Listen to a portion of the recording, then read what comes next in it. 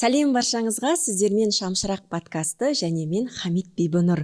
Бүгінгі біздің студиямыздың қонағы осы фотостудияның иесін өмірге әкелген жан, Бударин мектебінің ұлағатты ұстазы, 44 жыл еңбек өтілі бар, бұйырса зейнет жасына шығайын деп отыр. Біздің мамамыз Дәметкен Шакиевна, қош келдіңіз. Сіздің осы біздің студиямызға келуімізді қалаған ол әрине Бақтияр. Сіз туралы көбірек білгісі келді. Бізде мама бала күнімізде көп еш нәрсе айтпады, тек жұмыс жасады, бізді тәрбиеледі, бірақ мама туралы көп ақпарат білмейді екенбіз. Осы подкастта көбірек білгіміз келеді, танысқымыз келеді деп осылай сізді шақыруға қатты тілекші болған ол Бақтияр. Сондықтан қош келдіңіз. Өзіңіз туралы таныстырып өтсеңіз. Қайырлы күн.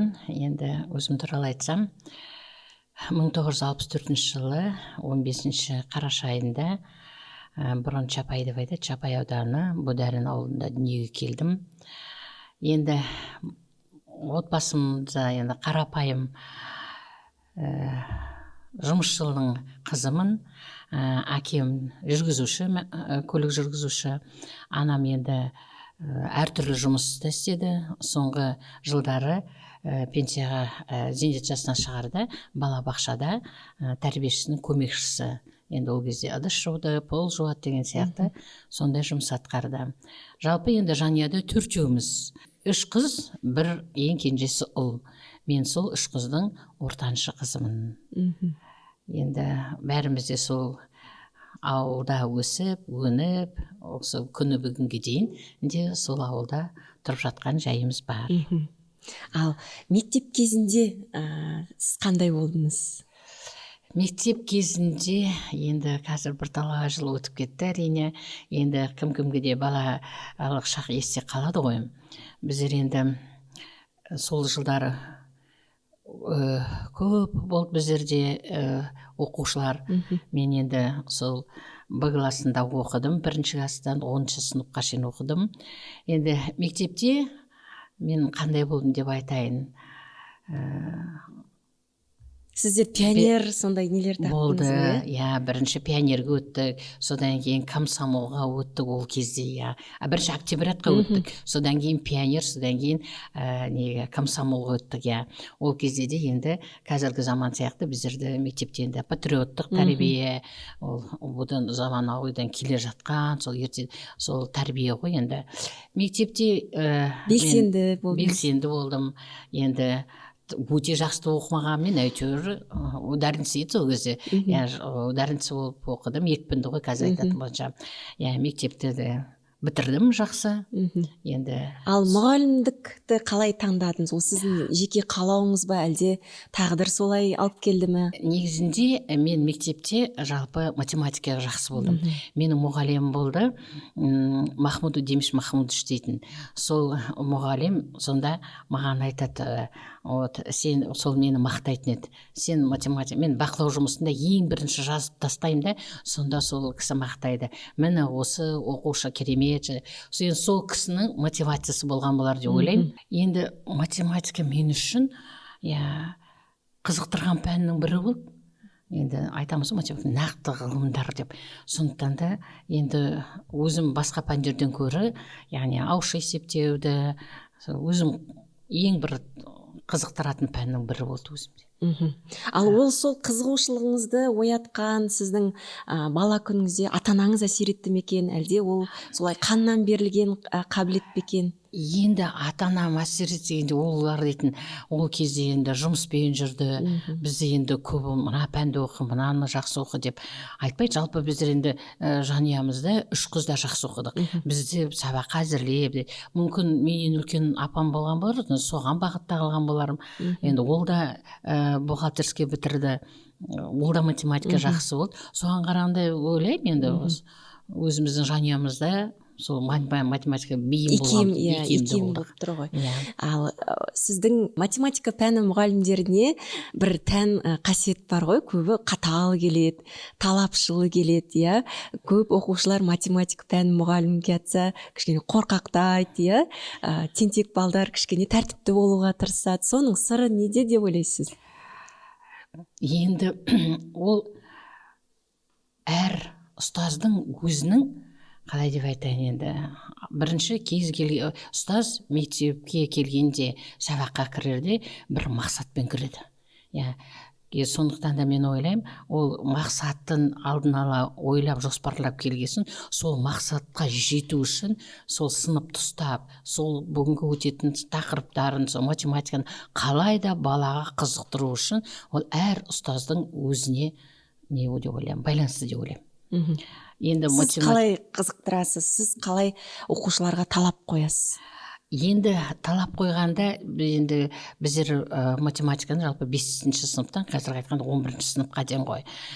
Сонда балаға біз айтамыз, сіз дейтін басқа пәнді таңдасаң да, бәрібір математика қажет. Математика кез келген, тіпті сен қоғамдық бағытта оқы, бәрі математика өте қажет деп. Сондықтан да мен ойлаймын, енді математиканы тек қана оқу бағдарламасымен емес, баланы қызықтыратын қосымша тапсырмалар беріп, мысалы 5-ші ортаңғы кластарда енді көбіне айтамыз ғой, біздер балаларға үйге тапсырма бергенде де, мысалы бүгін тақырып бойынша оларға өз еркін тақырып, мысалы ертек құрастырып кел дейміз, 5-6 сыныптар өте икемді ғой ондайларға.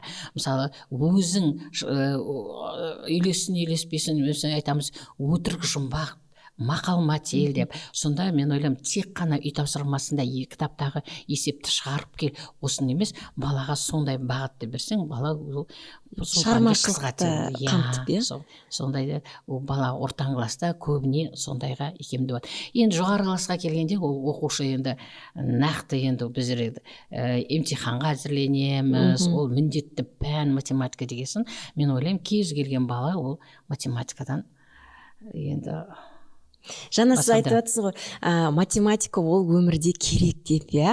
Мысалы, ол өмірдің қай тұстарында пайдаға асады?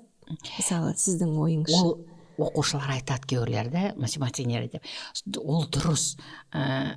Мысалы, математика, мен балаларға айтамын, сіздер қандай мамандық таңдама, ең қарапайым деп, саудагер бол. Саудагер бол үшін бәрібір сен математиканы білу керексің. Қандай жағдайда болсын, енді әлгі кейбіреулер айтады, осы 11 жасқа келгенде косинус, синус, тангенс, котангенстер не керек бізге осы? Ол өмірде бізге қажет емес қой деп бала солай ойлайды ғой. Бірақ та дегенменде ол тек қана сол тақырыпта емес, оған дейінгі де, ол тригонометрияны оқығанға дейінгі де, мысалы бұрыштар, сол бұрыштардың қандаймыз, сүйір бұрыш, доғал бұрыш, градустар, оның өзі бәрібір өмірге пайдаға асады. Мен балаларға айтамын, сіздер айтамын, сіздер мамандық таңдайсыңдар қазіргі заманда, бірақ сіздер тағы да ертең бітіргенде қосымша тағы мамандық таңдайсыңдар бәрібір. Өз мамандықты таңдағанды содан кейін іштеріне құрылысшы да болып кетесің. Құрылысқа ол таза математика керек. Сол балдарға осылай түсіндіріп айтасың сөйтіп. Негізі техникалық мамандықтар, инженер болатын болса, қандай керемет, математикаға бейімділік болу керек қой бәрі. Химия таңдайтын болса да математика қасында қосымша жүреді.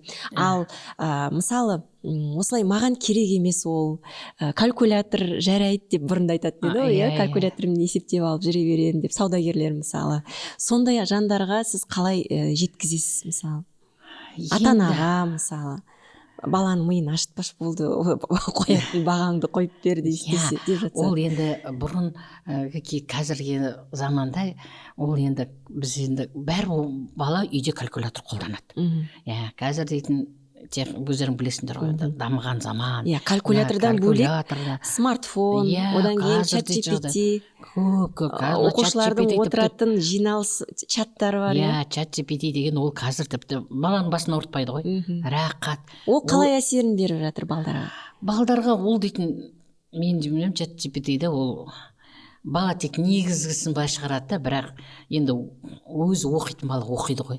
Ал енді басын ауыртқысы келмеген бала соны пайдаланады міндетті түрде, ол енді сөзсіз. Сол көшіріп алатын балаларды, оқушыларды сіз енді мұғалім болғаннан кейін психолог ретінде біліп отырасыз ғой, иә? Әрине білеміз. Сонда қандай шара қолданасыз сондай оқушыларға? Ол балаға айтамын мен бүгін түсіндірдім бе, сен сол түсінген бойынша шығарып кел. Иә, ол болады оқушы шығарып алатын. Ол көшіріп алғанмен мен түсіндіргенім екі түрлі ғой, бәрібір. Ол бұрын енді мысалы телефон болмаған кезде бір оқушы мен түсіндірген басқаша, ол шығарып келді. Сосын мен айтам, мен олай түсіндірген жоқпын, сен қалай шығарып келдіңдер дегенде, сонда айтты, папам шығарды деп.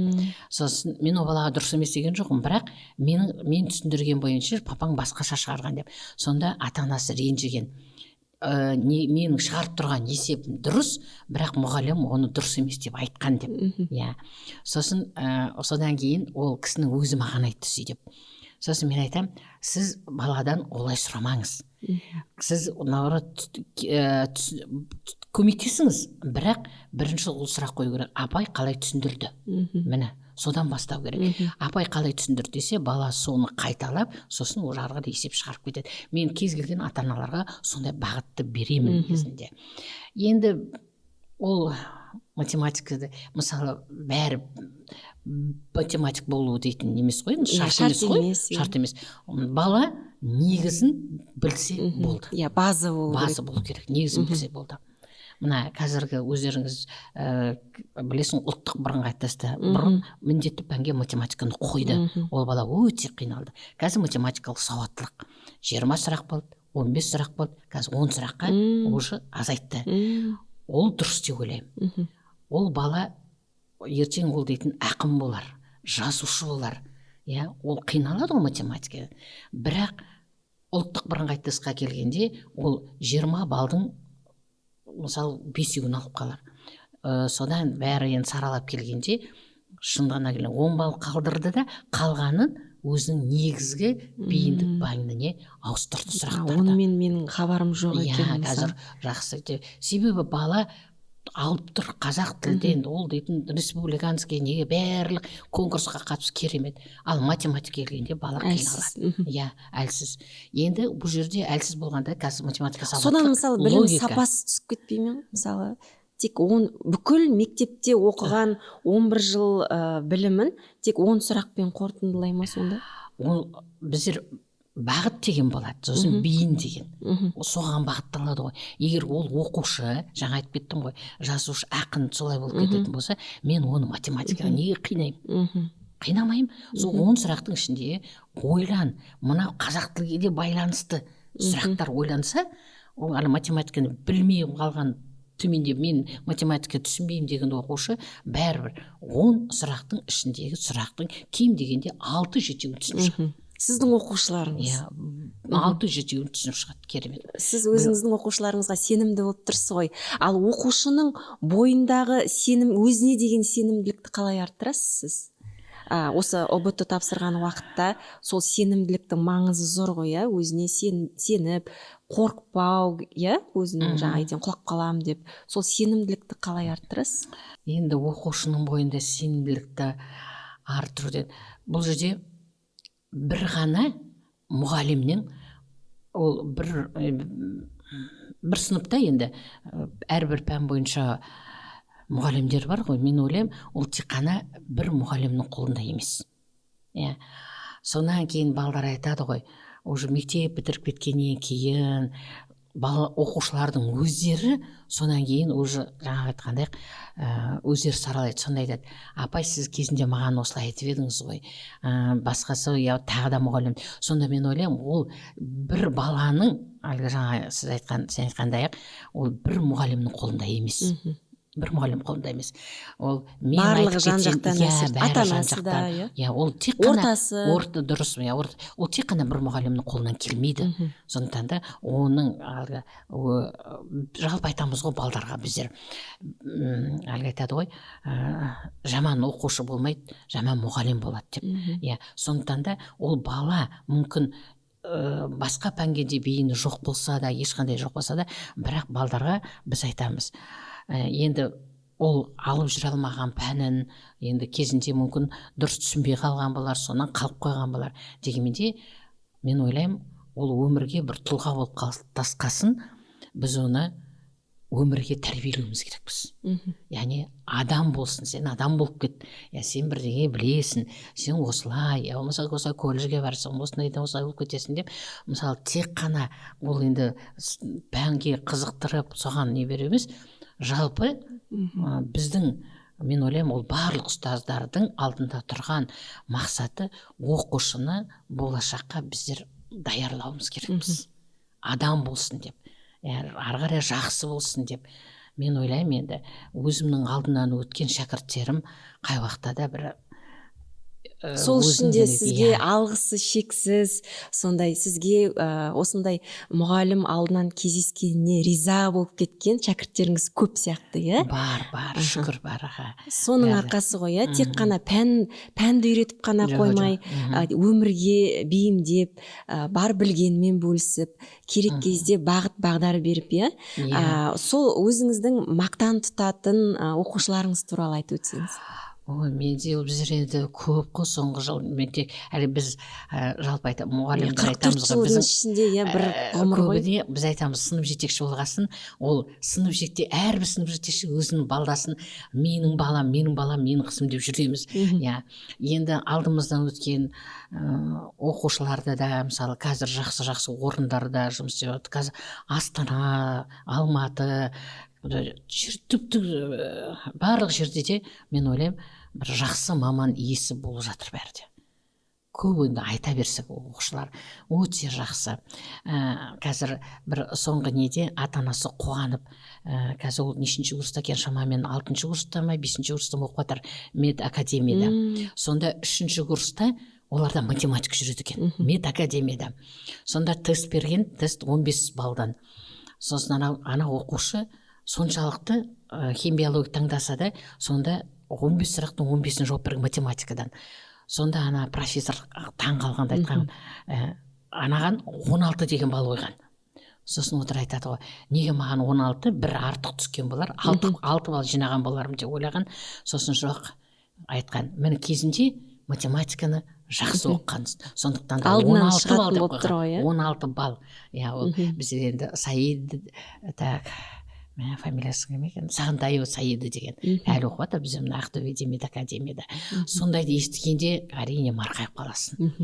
Ол бітіріп кетіп 3 жылдан кейін анадай ата-анасы қуанып, енді математика қалтыққа алдынан шығып, алдынан шыққасын, ол әрине ол сондай бітіріп кеткенде, мен балаларым сізге сәлем айтып жатыр, сізді құттықтаған еткен дегенде, ол әрине біз үшін үлкен мақтаныш.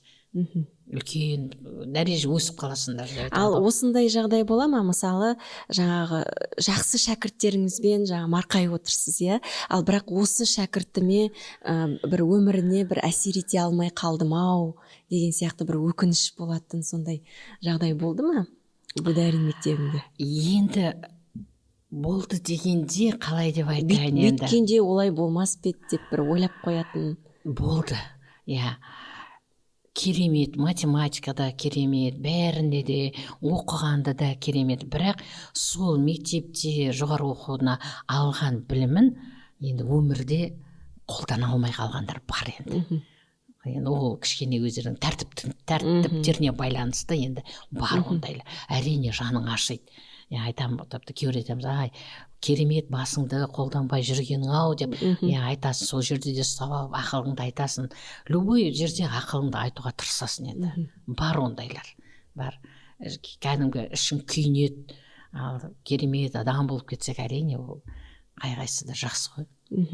Ал енді сіз бұйырса, енді зейнет жасына шығайын деп отырсыз, 44 жыл бір мектепте, бір ұжымда жұмыс істеудің сыры неде? Мысалы, біреулер деген мектеп ауыстыра беретіндер бар, бір жерде жұмыс жасап шаршап кететін кездер болады, осы мұғалімдіктен. Сол қалай шыдадыңыз деймін? Енді оны қалай айтайын?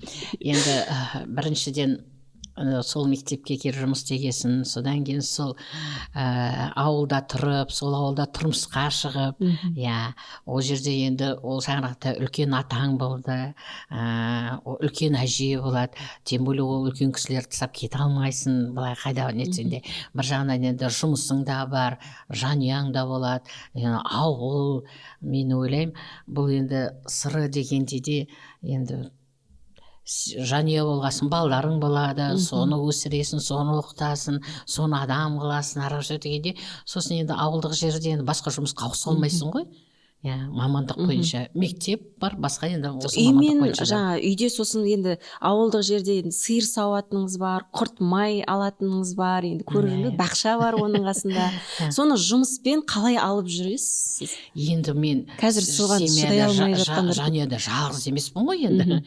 Жолдасың болады, балдарың болады, ол балдарды жұмсаймыз ғой біздер. Неге жұмсамаймыз? Қалай жұмсаймыз баланы? Балдарды жұмсау керек. Жұмсау керек, үйрету керек, не істеу керек, әрбір сен мынаны істе, сен мынаны, сол кезде от жағамыз. Делегирование. Сондықтан да ол жалғыз сен өзің емес қой, тек қана жанұяны ұстап тұру деген, осы үйдің шаруасы тек қана маған қарап тұр деген болмайды ол. Сондықтан да балдар да көмектеседі, даже қонақ келгенде де олар әзірлесіп, ыдыстарды тасып, бәрін. Үй тірлігіне жұмылдырасыз, ол да өнер ғой негізі.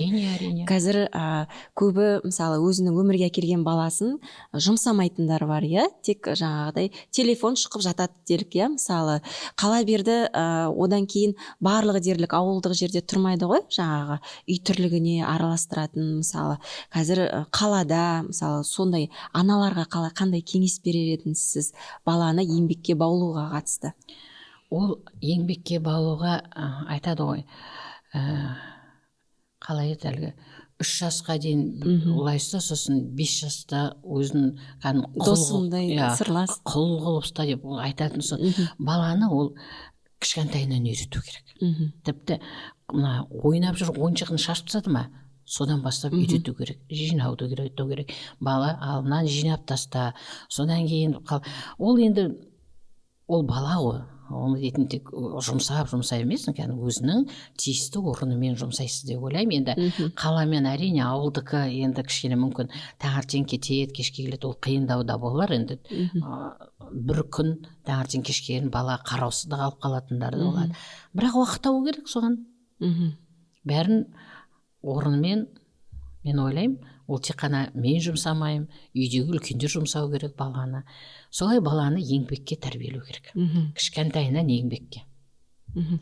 Сіздің енді 30, жаңа Бақтияр екеуміз санап отырмыз, Бақтияр өзі 32-де, отау құрғаныңызға 33 жыл болды, сондай берекелі жанұяның, берік шаңырақтың сыры неде деп ойлайсыз? Қандай кеңес айтасыз жас отау көтерген жастарға? Семьяда ер адам тірек бола білу керек, әйел адам жүрек болу керек, бала болашақ болу керек.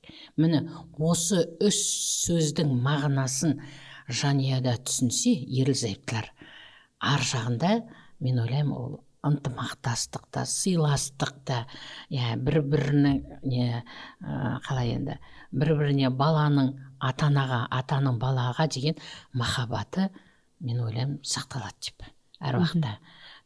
Ол баланы тек қана бала деп санамай, көбіне біздің қазақтар баланы жоқ деп бетінен қағып еді, мына орыс халқы ғой.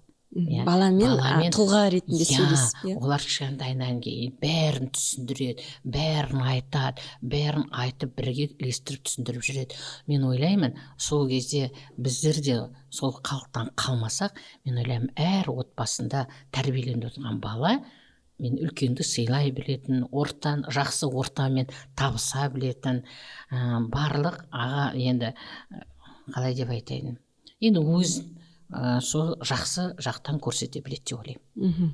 Осы тұста енді жаңа айтып өттіңіз ғой, әйел жүрек болу керек деп, ер адам тірек болу керек деп. Бұл да бір жауапкершілік қой, сондай жауапкершілігі бар ер адамды таңдауда бір жаңағыдай қазір таңда қиын болып жатыр, иә, отбасыларда. Жауапкершілік арқаламайтын ер адамдар бар. Қала берді жанұяның жүрегі бола білетін әйелдің рөлінде ұстай алмай жатқан, ақсап тұрған тұстар бар, иә. Соның не себепті деп ойлайсыз? Енді ол бірінші әрине мен ойлаймын, енді үйдің жаңа айтып кеткен отағасы мен отанасы ғой. Енді біріншіден оларды енді ол жерде мен ойлаймын, енді ұл баланыға көбіне көңіл бөлу керек әке. Иә, әке қатал білу керек, қатал бола білу керек деп ойлаймын. Иә, соған анада сол әкесінің әр уақытта жақсы жаман жағын емес, еш уақытта жақсы жағын айту керек. Міне осы папаң не үшін жүр, мына таңертең кетеді, кешке келеді, мына сендер үшін жүр ғой осыны. Ал қазір келдіңдер, мына не істеп қоймадыңдар, енді қазір шаршап келгенде сендер не ойлайсыңдар. Сондықтан да ол тек қана өзіңде емес, әкесі айтқанның өзінде сіз соған мен ойлаймын, көбіне ананың рөлі я соған жақын болу керек деп ойлаймын. Балаға түсіндіру, жеткізу. Я міне қазір папаң келсе ұрысады, жинап қойыңдар, әкелерің келе жатыр. Ол тек қана үйді шашуда емес. Мысалы, ол уже бала өседі, әкелеріне әкелгендер. Ол да бір жағынан әйел адамның өзінің жұбайына деген сыйластығы, құрметі балаға да көрсетеді. Мысалы, айтып отырмын ғой сен деп. Ертең мысалы қиналып кетеді, нетуге дегенде уже бала дейтін мектеп кезінде енді 10-11 жас оқиды, көшеге шыққысы келеді, жастармен жүргісі келеді. Сонда ол әкесінен қанша дегенде, ол әке соған бірден қатал ұстаса баланы, ол бара алмайды әкесінің алдына. Маған айтады, мамасына келеді, мама, мен сыртқа шығамын дейді. Барып келейінші 1 сағатқа жатады. Мен айтамын, папаңнан сұра. Ой, папам рұқсат қазір жібермейді дейді. Мен айтамын, жібермесе мен де жібере алмаймын онда. Не де болса папаңнан сұран деймін. Сонда сұранса алады, жоқ деймі, болды. Бармайды. Болмайды. Болмайды деймі, болмайды. Сосын тағы да бір үлкен бұл жердегі, мен өзім мектепте мұғалім болып тұрмын да, таңертең балалармен бірге жүремін, өзім балалармен кешке дейін мектепте жүресің. Сосын мына қазіргі заманда мен білмеймін, ата-аналар әсіресе әкелердің, мен өзім мектеп балаларыма сабақ берсем де, ата-аналар жиналысы болады ғой. Ата-аналар жиналысында міндетті түрде екі баланың әкесіне айтамын. Бала мені жалғыз мен емес тәрбиелейтін. Сен де ана бар, көр баланы. Мектепте қалай жүр балаң? Я, сенің балаң жақсы болар, может, басқа балдарды біліп кел. Я, қалай не істеп жатыр оның балдары? Хабардар болу керек, я. Сондықтан да мен ата-ана болсам да, өзім класс жетекші болсам да, бәрін әкесін жіберемін ата-аналар жиналысына. Ол да араласу керек, иә? Араласу керек баланың тәрбиесіне. Білу керек ол мектепте не болып жатқан, ер балдар не істеп жатқаны, біреудің баласының жамандығын біліп келу емес. Иә, бәрі ортаға кіріп, бәрі біліп келу нету. Ортаны тәрбиелеуге де атсалысу керек, иә? Мына біздің тек өзіңнің балаңда емес. Мен ол кезде телефон жоқ, не жоқ, жазып беремін әкелеріне жиналысқа кел деп. Біреу балдар береді, біреу балдар бермейді. Көбіне біздің мамалар келеді ғой, сосын мамалар папасы ұрсады, сабайды, бүйтеді сөйтеді. Мен айтамын, сабамайды, жіберіңдер, әкелерің деп. Болмаса ауылдың іші ғой, көреміз біздер бір-бірімізді. Айтамыз, жиналысқа неге келмейсіз? Сонда айтады, мен білмеймін дейді, маған айтқан жоқ ешкім дейді, балам айтқан жоқ, ешкім де айтқан жоқ деп. Иә, сонда да мен ойлаймын, ол әкесі дейтін оқытпаса да, мысалы, не етпесе де болады. Но мектептегі ең болмаса бір 90-ның 4 жиналысына барып келсе, ол бала тәртіпті болады ол. Қай уақытта да. Енді сізде екі ұл, иә, көбіне ұлдар анасына жақын болады дейді, иә, мамасының баласы деген түсініктер бар ғой қазіргі таңда. Бірақ мен сізден байқаймын, мысалы, сіз балаға қатты, мысалы болады, баласынан айырылмайтын аналар болады, иә, өбектеп, баласының әрбір басқан қадамын бақылауда ұстайтын аналар болады, иә. Бірақ сіз өзіңіздің балаларыңызға барыңдар, істеңдер, жасаңдар, көріңдер деп жіберіп отырасыз. Оны деген қазір психологияда сепарация деп айтады, иә. Анасы, мысалы, бала анасының жатырында болады, иә, басында, одан кейін оны емзет, үнемі қасында болады, содан кейін жайлап тәй басқаннан кейін баланы босату керек дейді, иә, ол бала әлемді тану керек дейді. Сол кезде көп аналарда қате кетеді, яғни баласын сол жіберуге қорқатындары бар, иә, бірдеңе ұрынып қалады деп қорқатындар бар. Ал сіз сол сепарацияны қалай жасадыңыз?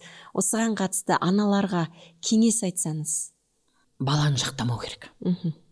Баланы жақтамау керек. Бала егер де әкесі ұрсып жатырса, анасы жақтаса, ол бала анаға қарай арқа сүйіп кетеді. Біз көбіне көріп жатамыз, ол көбіне жақтайды баланы. Ол жақтағаннан баланың, білмеймін, ол енді болашақта өзін түсініп, ақыл кіріп нетіп кететін болар. Мен солай деп ойлаймын өзім. Баланы жақтамау керек еш уақытта. Ол айтып жатыр ма әкесі? Әкесі, мен білмеймін, өзім осылай, мысалы ұрсып жатса, мен барып оған тағы да ұрсам. Жоқ, саған айтылды ғой, сен неге істемедің уақытында, керек сол өзің. Мен өзім сондай, балдарым біледі ғой, ұрсып жатса, мен ұрсам. Кейбірде бір енді қатты бірдеңе болады ғой, сосын даже айтамын шопарып, неге салып қалмайсың, осыған әлің жетеді ғой деп. Себеп енді ол еш уақытта балдарды ұрып көрген жоқ, бір андай қолын тигізіп айтады, бір айтады. Енді сол, енді бала ғой істемей қалады, бүйтіп қалады. Сонда мен ананы наоборот жақтамаймын. Анау көп сөйлей алмас барып, мен қайта үстіне барып, тағы дүздік боламын керісінше. Білмеймін, мүмкін содан да болар. Енді сізге мынандай сұрақ, жалпы отбасыда, мысалы балаларыңыздың жанұясында, ұлдарыңыздың жанұясында ата мен әженің рөлі қандай? Қандай болу керек деп ойлайсыз? Ата мен әженің рөлі, қалай деп айтайын енді, өсірдің, енді үйлендірдің, өзі отбасы болды. Мен өзім былай ойлаймын, отбасы болды, былай қарағанда, өзіңнің жанұяң дегенде қазір өзім, сосын енді балалардың жанұясы, енді қазір үш отбасымыз ғой енді. Әрқайсының қазаны бөлек деп айтады ғой. Өзің қазір. Сондықтан да мен сіздердің мысалы отбасыларыңызға неге, мен ойлаймын, араласпау керек деп. Біріміздің отбасымызға араласпау керек. Мен үлкенмін, мен әжесімін, мен мамасымын, мен енесімін, барып, түрт күштеп, болмаса бір енді болады ғой енді, жат деп айтайын, білмеймін, ондай менде қасиет жоқ деп ойлаймын. Енді өзің 10 жыл келін болдың, мен сендер емес, сен мені даже қандай ене екенімді сен білу керексің деп ойлаймын. Бүгін енді істелмеген нәрсе ертең істелінеді, ол үй шаруасында болғасын болады. Мен ойлаймын енді соны мысалы сіз өзіңізді қалай ұстайсыз? Мен кейде ойлаймын ғой, жаңағыдай көп үндемейсіз де, жаңағыдай бір сөйлеп қалып, бір айтып қалып, көбі тілі ащы келеді ғой енелердің негізі. Бірақ соны мысалы сіз қалай өз-өзін ұстайды екен деген сондай кейде менде сұрақ болады да. Бізде мама деген мықты екен деймін ғой кейде. Жоқ, айтып қалатын бір жерлері бар, болды ғой өмірде жалпы осы 10 жылда. Бірақ дегенмен енді ол қалай деп айтайын, мысалы келінді біреу жамандап жатса, қосылып кетіп басқа біреумен әңгіме қылатындар бар, мен сізден мысалы ондайды мен көрмедім осы 10 жылда. Қала берді жаңағыдай, ол ана жерде басқа біреумен өзінің келінін жамандаған ененің айтқан әңгімесі бәрібір жетеді ғой, мына жаққа айналып. Жетеді, дұрыс айтасың. Ол жерде енді қалай деп мен түсіндірейін енді. Былай қарағанда оқығансыңдар, көкіректерің ояу, барлық енді бізден гөрі қазіргі өмірмен бірге жылжып дамып келе жатсыңыздар, солай ма? Солай. Енді мен ойлаймын, сіздер әлгі айтады ғой, сендер жақсы болсаңдар, біздер де қуанамыз деп. Сондықтан да мен ойлаймын, енді үйрететін жерде мүмкін үйреткетін боларым, айтатын жерде, бірақ мен өзімнің енді қалай деп айтайын, мүмкін менде қыз болмағасын сендерге мен қатал емес шығармын. Енді Құдай айтады ғой, қыз бермегесін, мүмкін талай сендерге айтып жүрмін ғой, келін деп айтам, қызымдай көрем деп. Сондықтан да мен ойлаймын, соның өзінде де бір терең адам ойласа түсінсе соның өзі солай деп мені қызым деп айтып жүр, мысалы енем десең сіздерге де жақсы ғой деп ойлаймын. Олар жаңағыдай енді жамандап бүйтіп сөйтіп дегенде енді балаң жақсы көрді, мен де жақсы көру керекпін деп ойлаймын. Ол мен қазір былай деп айтып кетіп, оны қыз бары бірдеңе түрткіште бірдеңе нетіп кеткеннен маған қандай пайда? Мысалы ойлап қарағанда мен ойлаймын, одан ешқандай да пайда түспейді. Керісінше мен ойлаймын, жақсы. Енді әрине немере деген ол немере үшін кәдімгі жан бересің ғой, дұрыс.